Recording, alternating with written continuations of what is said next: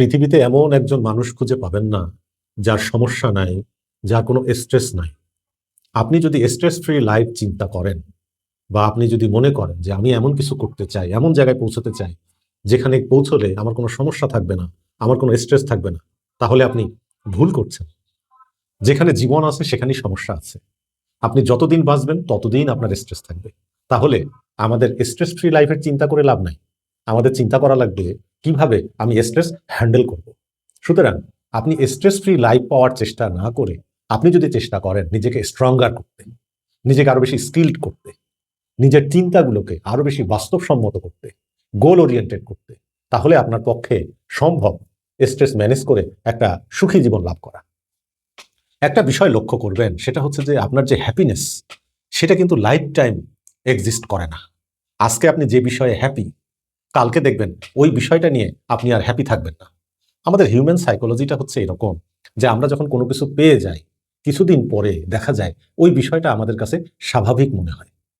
এখন কোনো কিছু পাওয়ার জন্য আপনি খুব এক্সাইটেড, কিন্তু ওই বিষয়টা যখন আপনি পেয়ে যাবেন তখন ওই এক্সাইটমেন্টটা আর থাকবে না। এটা আপনার দোষ না, হিউম্যান সাইকোলজিটাই এরকম। সুতরাং আমাদের চিন্তা করতে হবে যে আমরা প্রতিদিনকে কিভাবে সুন্দর করতে পারি, এই স্ট্রেসের মধ্যেও, এই সমস্যার মধ্যেও। আজকের আলোচনায় সেই সম্পর্কে কিছু বিষয় থাকবে যা আপনাকে হেল্প করবে। কি কি করতে পারি আমরা সেই বিষয়ে আমি একটু কথা বলছি আপনাদের সাথে। যারা আগ্রহী ভিডিওটি শুনবেন, আর যদি ভিডিওটি ভালো লাগে তাহলে অবশ্যই শেয়ার করবেন, লাইক কমেন্ট করবেন। আমরা প্রথমেই আসি, সেটি হচ্ছে আপনার জীবনে প্রবলেম আছে, স্ট্রেস আছে, এটা অ্যাবনর্মাল না, এইটা হচ্ছে হিউম্যান কন্ডিশনের একটা অংশ। আপনাকে কি কাজ করতে হবে? সমস্যা যখন সামনে আসবে তখন সেটাকে অ্যাকসেপ্ট করে নিয়ে সমাধানের চেষ্টা করতে হবে। কোনো একটা সমস্যার কারণ যদি আপনি নাও হন, অন্য কোনো কারণে, অন্য কোনো পরিস্থিতি বা অন্য কোনো মানুষের কারণে সমস্যাটা হয়েছে যেটা আপনাকে ক্ষতিগ্রস্ত করছে, সেক্ষেত্রেও সমাধানের উদ্যোগ নিতে হবে আপনাকেই।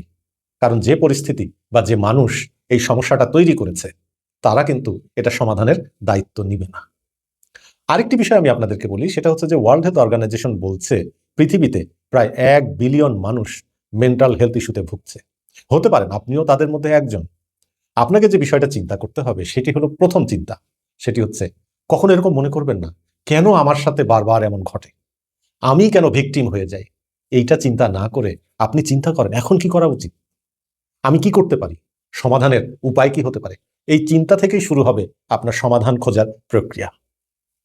দ্বিতীয় যে কথাটি আমি বলবো সেটি হচ্ছে যে আপনার আশেপাশে যা কিছু ঘটছে, যে মানুষগুলো আছে, আপনি তার সবটা কন্ট্রোল করতে পারবেন না।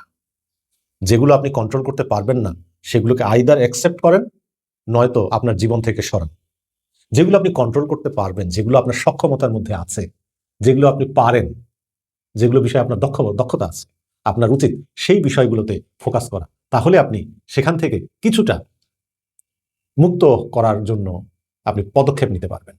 আপনি আরেকটা কাজ করতে পারেন, সেটি হচ্ছে কগনিটিভ বিহেভিয়ার থিওরি প্র্যাকটিস করতে পারেন। এই থিওরিটা কেমন? এই থিওরি বলছে আপনি যেভাবে চিন্তা করবেন আপনার অনুভূতি সেভাবেই তৈরি হবে, এবং আপনার অনুভূতির উপর নির্ভর করছে আপনার বিহেভিয়ার বা আচরণ কেমন হবে। আপনি যেটা করতে পারেন, আপনার চিন্তাকে আপনি স্বচ্ছ করেন, চিন্তাকে আপনি পরিষ্কার করেন, ক্লিয়ার করেন, নিজের সাথে বোঝাপড়া করেন। অপ্রয়োজনীয় নেগেটিভ চিন্তা মাথা থেকে সরান।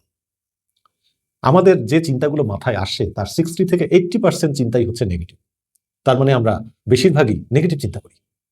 তো এই বিষয়টা আপনাকে চিন্তা করতে হবে। এখানে একটা স্টাডি বলছে যে যারা কগনিটিভ বিহেভিয়ার থিওরি প্র্যাকটিস করে, অর্থাৎ নিজের চিন্তাটাকে রিশেপ করে, চিন্তাটাকে বদলায়, ইতিবাচক করে, সঠিক পথে নিয়ে যায়, তাদের এই মানসিক চাপ ম্যানেজ করার সক্ষমতা 40 থেকে 50% বেশি।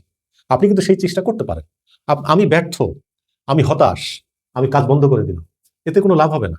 বরং আপনি বলেন আমি আশাবাদী, আমি শিখছি, আমি সফল হওয়ার চেষ্টা করছি, আমি প্রতিদিন কাজ করছি।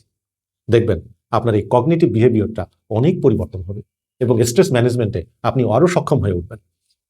আরো দুই একটা কথা বলি, ওভার থিঙ্কিং ম্যানেজমেন্ট এখানে খুব গুরুত্বপূর্ণ। আমার আরেকটা ভিডিও আছে ওভার থিঙ্কিং ম্যানেজমেন্ট সম্পর্কে, আপনারা সেই ভিডিওটা দেখলে আরো বিস্তারিত তথ্য পাবেন। অপ্রয়োজনীয় চিন্তা, আননেসেসারি চিন্তা, কাল্পনিক চিন্তা, এগুলো আমাদেরকে ডিস্ট্রয় করে। আরেকটা কাজ করতে পারেন, সেটি হচ্ছে আপনি ইমোশনাল রেজিলিয়েন্স প্র্যাকটিস করতে পারেন। ইমোশনাল রেজিলিয়েন্স মানে হচ্ছে আপনার কোনো স্ট্রেস নাই, বিষয়টা এরকম না। এটা হচ্ছে আপনি স্ট্রেসে আছেন, সমস্যায় আছেন, আপনি সেখান থেকে বের হয়ে আসার চেষ্টা করছেন এবং সেই সক্ষমতা আপনার আছে। এই অবস্থা তৈরি করা।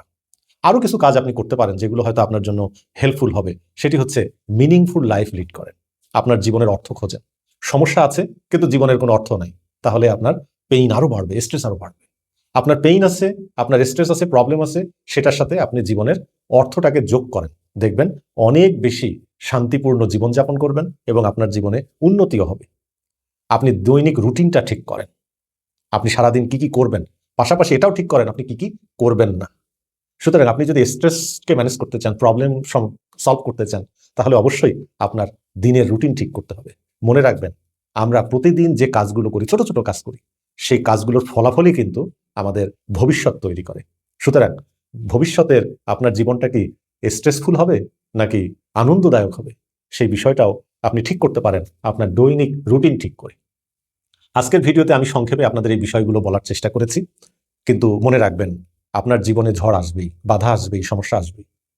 যতদিন বাঁচবেন ততদিন এটা আসবে, কিন্তু আপনাকে চিন্তা করতে হবে, ঝড় আসুক, বাধা আসুক, সমস্যা আসুক, আমি যেন সেগুলো মোকাবেলা করার শক্তি অর্জন করতে পারি। আপনি চেষ্টা করেন।